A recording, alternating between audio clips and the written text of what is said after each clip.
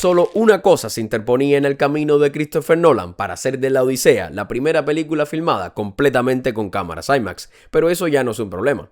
Pues te cuento, películas como Oppenheimer han sido filmadas completamente en formato IMAX, pero no siempre con cámaras IMAX. Para Oppenheimer, Nolan tuvo que utilizar otras cámaras de gran formato certificadas IMAX para grabar algunas escenas, porque las cámaras IMAX tienen algunos contras. Son muy pesadas y difíciles de manejar, pero sobre todo son muy ruidosas, como puedes escuchar en este video.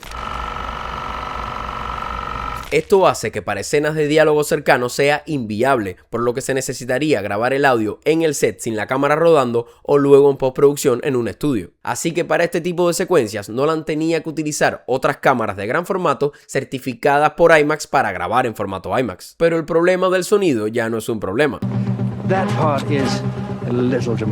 Nolan y IMAX trabajaron juntos no solo para poder rodar La Odisea completamente con cámaras IMAX, sino que abrieron el camino para que se puedan seguir haciendo películas así. Para esto desarrollaron algo que llamaron el dirigible. No existe mucha información sobre esta tecnología, pero es esencialmente una carcasa que envuelve a la cámara para así poder suprimir el ruido de su motor. No olvidemos que es un motor moviendo constantemente los rollos de películas más grandes que existen. Según Hoyte van Hoytema, director de fotografía de La Odisea, con esta nueva tecnología puedes grabar a 30 centímetros del actor susurrando y aún así obtener un audio utilizable. ¡Wow! Y el dato más sorprendente no es este, y es que Christopher Nolan le ha confirmado en exclusiva a la revista Empire que grabaron más de 610 kilómetros de película IMAX en un rodaje que duró 91 días. 610 kilómetros de película IMAX, 610 kilómetros de película, ¿sabes?